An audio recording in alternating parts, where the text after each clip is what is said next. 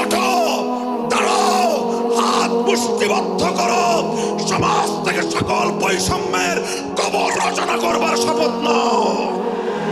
হে হতাশাগ্রস্ত জাতি, আসো আল কোরআনের কাছে, আমরা তোমাদেরকে মুক্তির বার্তা শোনাই, আমরা তোমাদেরকে সান্ত্বনার বাণী শোনাবো।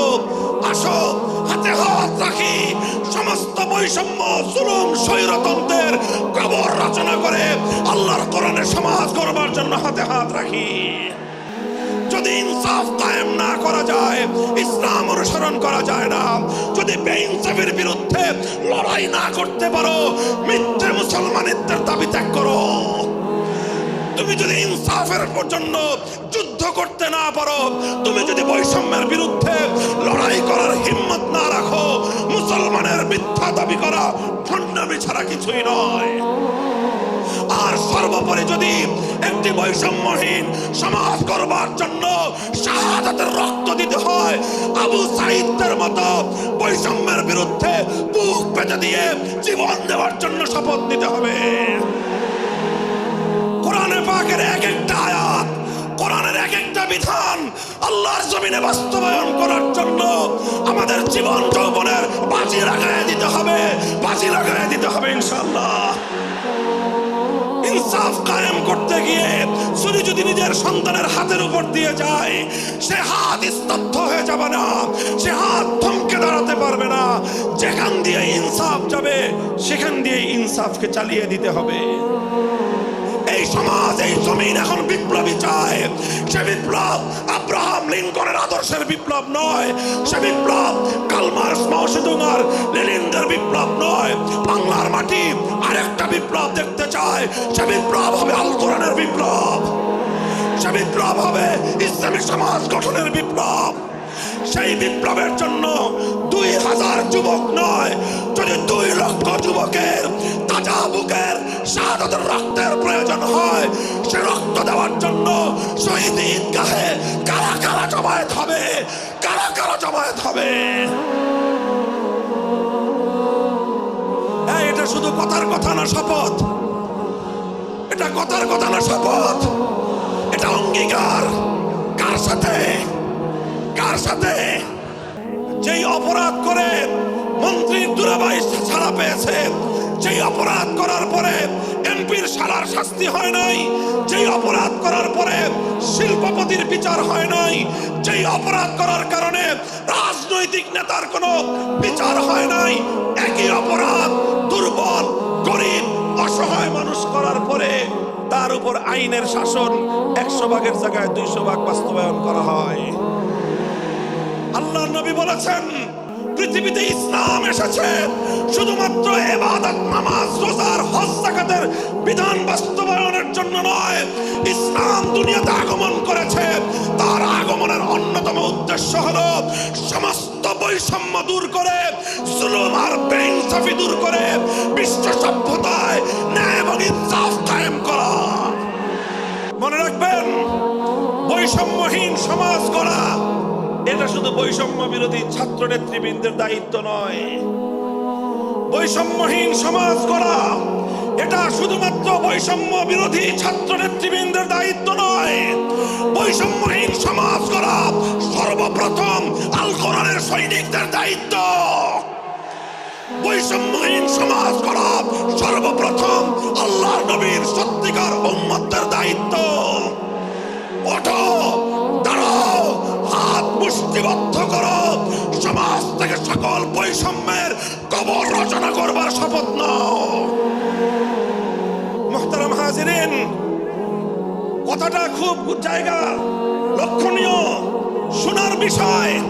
যারা একটা বৈষম্যহীন সমাজ দেখতে চাও, যারা জুলুম এবং অত্যাচারে অতিষ্ঠ হয়ে গিয়েছো, যাদের জীবনকে এই ধরনের অন্যায়, অবিচার, জুলুম, শোষণ, স্বৈরতন্ত্র যাদের অন্তর হৃদয়কে জ্বালিয়ে পুড়িয়ে ছারখার করে দিয়েছে, হে হতাশাগ্রস্ত জাতি, আসো আল কোরআনের কাছে, আমরা তোমাদেরকে মুক্তির বার্তা শোনাই, আমরা তোমাদেরকে সান্ত্বনার বাণী শোনাবো।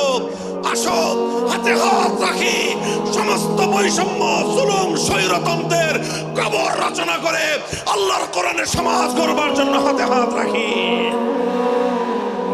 দেখেন,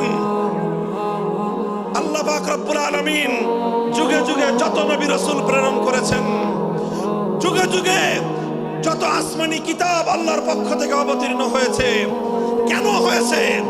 শুধুমাত্র মুসল্লিদের সমাজ গড়বার জন্য নয়, শুধুমাত্র রোজাদার সমাজ গড়ার জন্য নয়, অবশ্যই কোরআন এবং কিতাব নাজিল হয়েছে নামাজের জন্য, অবশ্যই কোরআন এবং কিতাব নাজিল হয়েছে রোজা, হজ, যাকাত সহ আল্লাহ পাকের যাবতীয় বিধান সমাজে বাস্তবায়ন করার জন্য।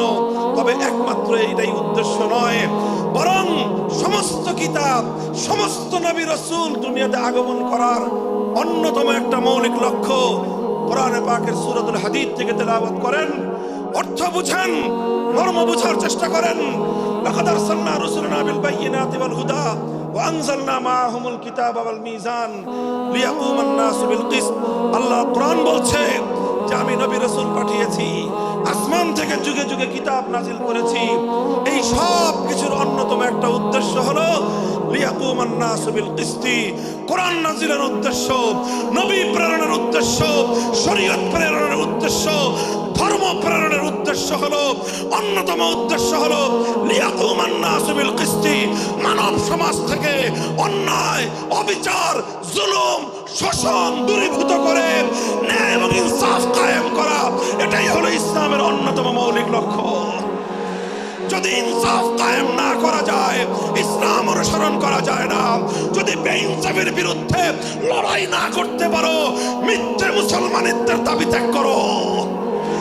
তুমি যদি ইনসাফের জন্য যুদ্ধ করতে না পারো, তুমি যদি বৈষম্যের বিরুদ্ধে লড়াই করার হিম্মত না রাখো, মুসলমানের মিথ্যা দাবি করা।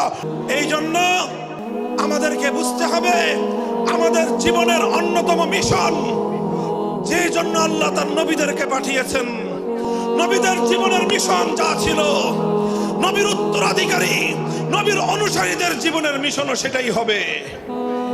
বলেন কথা ঠিক না বেঠিক? যে পথে গিয়েছে নবীদের জীবন, সে পথে যাবে আমাদের জীবন। যেটা ছিল নবীদের ভীষণ, সেটাই হবে আমাদের ভীষণ। যদি এটাই হয় সত্য কথা, এটাই যদি হয় শপথ, তবে বৈষম্যহীন সমাজ গড়বার জন্য যা করতে হয় তাই করা আমার আর তোমার জিম্মাদারি। যদি সেজন্য আমাদেরকে ঘাম ঝরাতে হয়, ঘাম ঝরানো আমাদের দায়িত্ব। আর যদি সেজন্য চোখের অস্ত্র দিতে হয়, চোখের অস্ত্র দেওয়া আমাদের দায়িত্ব। যদি সম্পদের কোরবানি করতে হয়, মাল সম্পদের কোরবানি করা, সেটাই আমাদের জীবনের দায়িত্ব এবং উদ্দেশ্য। আর সর্বোপরি যদি একটি বৈষম্যহীন সমাজ করবার জন্য শাহাদাতের রক্ত দিতে হয়, আবু সাঈদের মতো বৈষম্যের বিরুদ্ধে বুক পেতে দিয়ে জীবন দেওয়ার জন্য শপথ নিতে হবে। জাহিলিয়াত, এই বৈষম্য, মূর্খতা।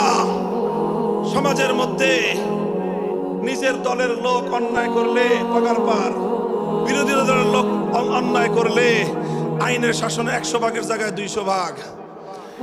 নিজেরা অপরাধ করলে সেই অপরাধীকে ছাড়িয়ে নেওয়ার জন্য সমস্ত আয়োজন। বিপক্ষ মতের লোকজন অপরাধ না করা সত্ত্বেও তাদেরকে কেচোর মতো মাটির গর্ত থেকে ধরে এনে তাদেরকে বিচারের মুখোমুখি দাঁড় করানো, অন্যায়ভাবে তাদের জীবন থেকে তাদের যৌবনের সময়গুলো কেড়ে নেওয়া, বছরের পর বছর অন্ধকার কারা প্রকোষ্ঠে তাদেরকে বন্দী করে রাখা। এই জুলুম এবং অন্যায়ের অবসান যদি না ঘটাতে পারো, পুরুষ এবং যুবক মানুষ হিসেবে আল্লাহর কাছে জবাবদিহিতার সুযোগ থাকবে না। কাজেই তাফসীরুল কোরআন শুধুমাত্র কোরআনের তেলাওয়াতের জন্য নয়, তাফসীরুল কোরআন শুধু আল্লাহর কোরআনের মর্ম বোঝানোর জন্য নয়। আল্লাহর কোরআন তেলাওয়াত করতে হবে, মর্ম বুঝতে হবে, আর তালিমে হিকমতের কর্মসূচির অধীনে কোরআনে পাকের এক একটা আয়াত, কোরআনের এক একটা বিধান আল্লাহর জমিনে বাস্তবায়ন করার জন্য আমাদের জীবন যৌবনের বাজি লাগায় দিতে হবে, বাজি লাগায় দিতে হবে ইনশাআল্লাহ। হযরত রাসূল আকরাম সাল্লাল্লাহু আলাইহি ওয়াসাল্লাম বলছিলাম, জাতির উদ্দেশ্যে প্রদত্ত মক্কা বিজয়ী মহাবীর আমিরুল মুমিনিন নবিয়ুল্লাহ খলিফাতুল্লাহ ফিল আরদ খলিফাতুল মুসলিমিন মুহাম্মদুর রাসূলুল্লাহ সাল্লাল্লাহু আলাইহি ওয়াসাল্লামের বক্তব্যের কথা। আল্লাহর নবী বললেন, বৈষম্যের কারণে আল্লাহ পাক রব্বুল আলামিন পৃথিবীর বহু জাতিকে ধ্বংস করে দিয়েছেন। সুতরাং শুনে রেখো, আমার দ্বারা বৈষম্য হবে না। শুধু আমার বংশের লোক দেখে, আমার গোত্রের লোক দেখে, আমার রক্তের আত্মীয়তার সূত্রের কারণে আমি অপরাধ প্রমাণিত হওয়ার পরেও তার উপর কোরআনের বিধান বাস্তবায়ন করব না, এটা আমার দ্বারা সম্ভব নয়। এরপরে আল্লাহর নবী যেই কথাটি বললেন, সেই কথা যদি আল্লাহর নবী হাদিসে না বলতেন, তাহলে সেই কথা উচ্চারণ করতে আমাদের জিহ্বা কেঁপে উঠত, আমাদের বক্ষ প্রকম্পিত হতো। আল্লাহর নবী বললেন, ওয়াল্লাহ লাউ আন্না ফাতিমাতা বিনতা মুহাম্মাদিন সারাকাত লাকাতাতু ইয়াদাহা। ওয়াল্লাহি লাউ আন্না ফাতিমাতা বিনতা মুহাম্মাদিন সারাকাত লাকাতাতু ইয়াদাহা। শুধু আমার দাদির গোত্র, আমার বংশের ফাতেমা নামনি মহিলা নয়, আজ যদি আমি মুহাম্মদুর রাসূলুল্লাহর কলিজার টুকরা মেয়ে, আমার জীবনের সবচেয়ে আদরের সন্তান ফাতেমা যদি আজকে চুরি করে ধরা পড়তো, আমি আল্লাহর শপথ করে বলি, আমি তার হাত কেটে দিতে এতটুকু দ্বিধা করতাম না। মুহতারাম হাজিরিন, এটাই হলো তালিমে হিকমত। আল্লাহর কোরআনের বিধান বাস্তবায়ন করতে গিয়ে ছুরি যদি নিজের সন্তানের গলার উপর দিয়ে যায়, ইব্রাহিম খলিলুল্লাহর মতো ছুরি চালায় দিতে দ্বিধা করা যাবে না। যদি ইনসাফ কায়েম করতে গিয়ে ছুরি যদি নিজের সন্তানের হাতের উপর দিয়ে যায়, সে হাত স্তব্ধ হয়ে যাবে না, সে হাত থমকে দাঁড়াতে পারবে না। যেখান দিয়ে ইনসাফ যাবে, সেখান দিয়ে ইনসাফকে চালিয়ে দিতে হবে। রাসূল আকরাম সাল্লাল্লাহু আলাইহি ওয়াসাল্লাম ঘোষণা করলেন, আল্লাহর আয়াত নাযিল হলো, ইয়া আইয়ুহাল্লাযীনা আমানুত্তাকুল্লাহ ওয়া যারু মা বাকিয়া মিনার রিবা ইন কুনতুম মুমিনিন। হে মুমিনগণ, সুদকে তোমরা পরিহার করো যদি ঈমানদার হয়ে থাকো। যদি ঈমানদার হয়ে থাকো, কি করো তোমরা? সুদকে পরিহার করো। কি করো? ইত্তাকুল্লাহ, তোমরা আল্লাহকে ভয় করো। ওয়াজারু মা বাকিয়া মিনার রিবা, সুদের যা অবশিষ্ট আছে এই সব কিছু তোমরা পরিহার করো। আর যদি না করো, সুদ যদি তোমরা পরিহার না করো, ফাজানু বিহারবিম মিনাল্লাহি ওয়া রাসূলিহি, আল্লাহ এবং তার রাসূলের পক্ষ থেকে যুদ্ধের ঘোষণা শুনে নাও। হে জাতি, হে মুসলিম সম্প্রদায়, আমরা তোমাদের কাছে পয়গাম পৌঁছে দিতে চাই, আল্লাহর উপর বিশ্বাসী জাতি, আল্লাহর নবীর উপর আস্থাশীল জাতি কোনোদিন সুদি কারবার করতে পারে না। সুদ ভিত্তিক অর্থ ব্যবস্থা দিয়ে তাদের সমাজ চলতে পারে না। আল্লাহর উপর বিশ্বাসীদের সমাজ যদি হয় সুদ ভিত্তিক, তার অর্থ হলো রাত দিন আল্লাহ এবং তার রাসূলের সঙ্গে তারা যুদ্ধে লিপ্ত। যেই মুসলিম জাতি আল্লাহর সাহায্য নিয়ে বিশ্বব্যাপী বিজয়ী হওয়ার স্বপ্ন দেখে, সে মুসলিম জাতি যদি স্বয়ং আল্লাহর সঙ্গে যুদ্ধে লিপ্ত থাকে, তাদের জীবনেও কল্যাণ এবং বিজয় আসার সম্ভাবনা নাই।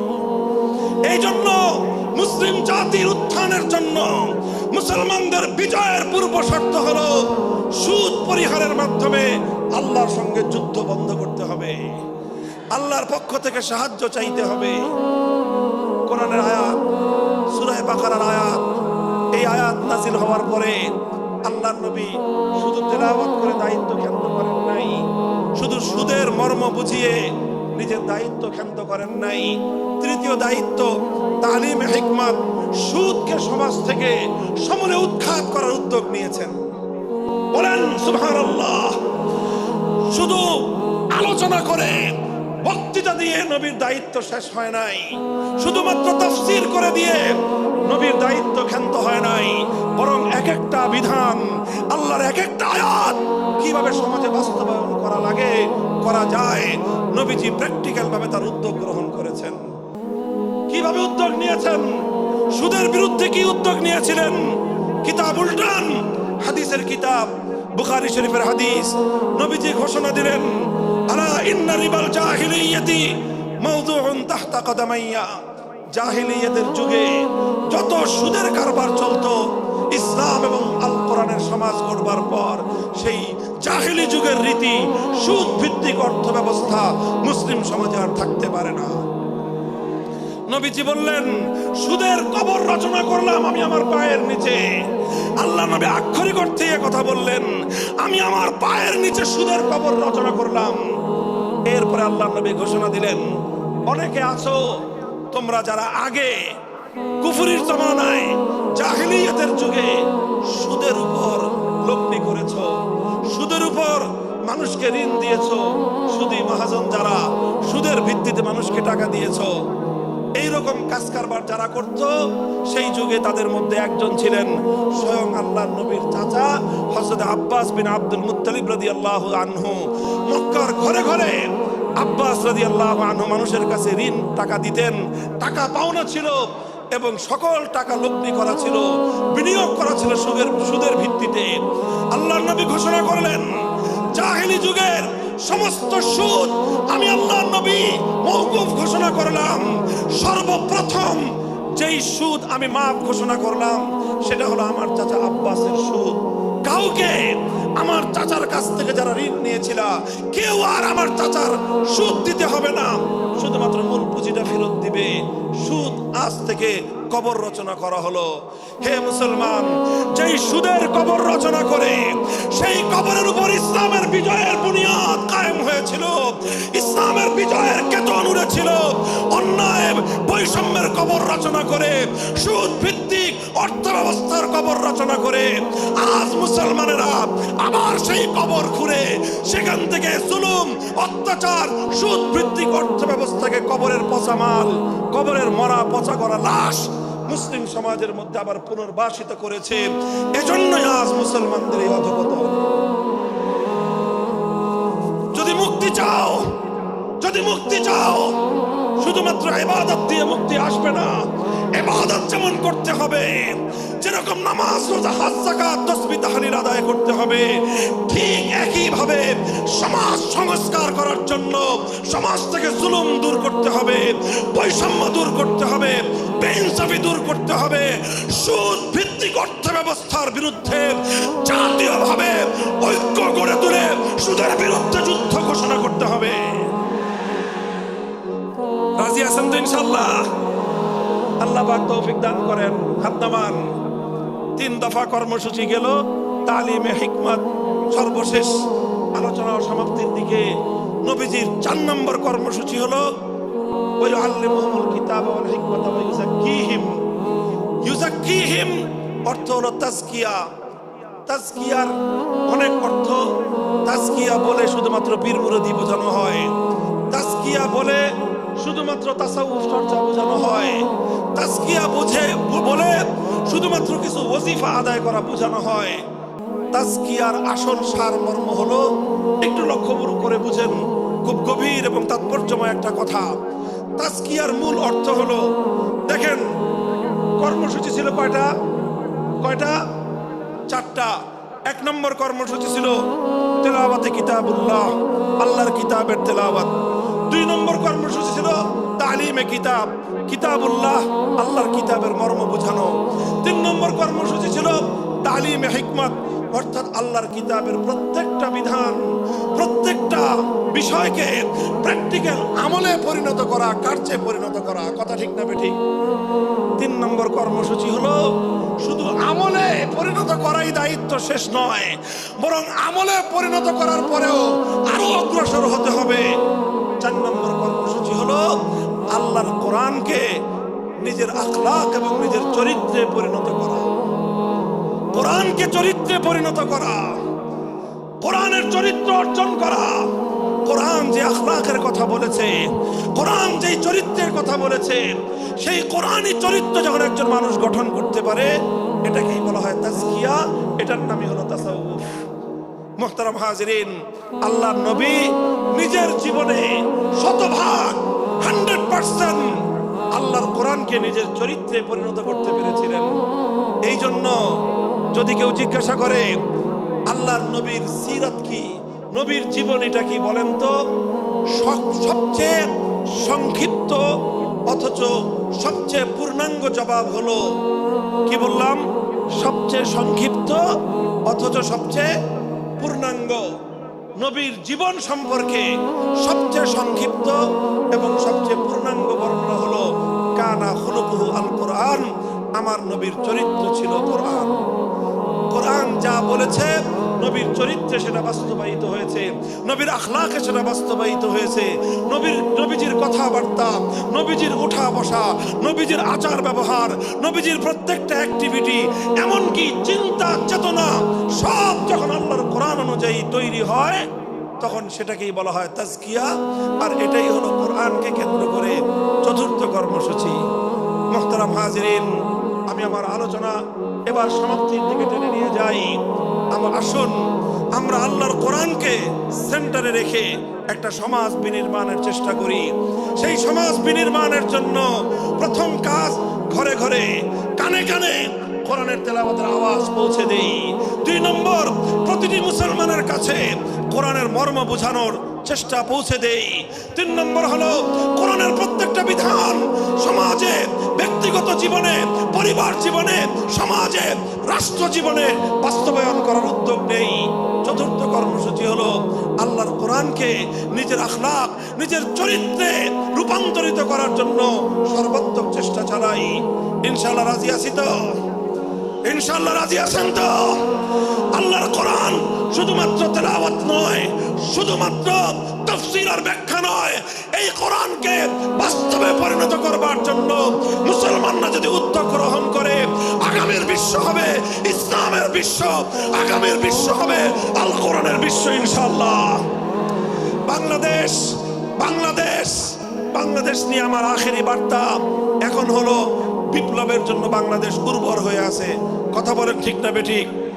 বৃষ্টির পানি পড়লে যেভাবে যেভাবে শীতকালের পরে বৃষ্টির পানি পড়ার সঙ্গে সঙ্গে ফসলের মাঠ যেমন চাষাবাদের জন্য উর্বর হয়ে যায়, আবু সাইদ, মুগ্ধ, সিফাত হাসান, এভাবে আমাদের অসংখ্য অগণিত বীর শহীদদের রক্ত ভেজায় বাংলার মাটি এখন ইসলামী বিপ্লবের জন্য উর্বর হয়ে আছে, আল কোরআনের বিপ্লবের জন্য উর্বর হয়ে আছে।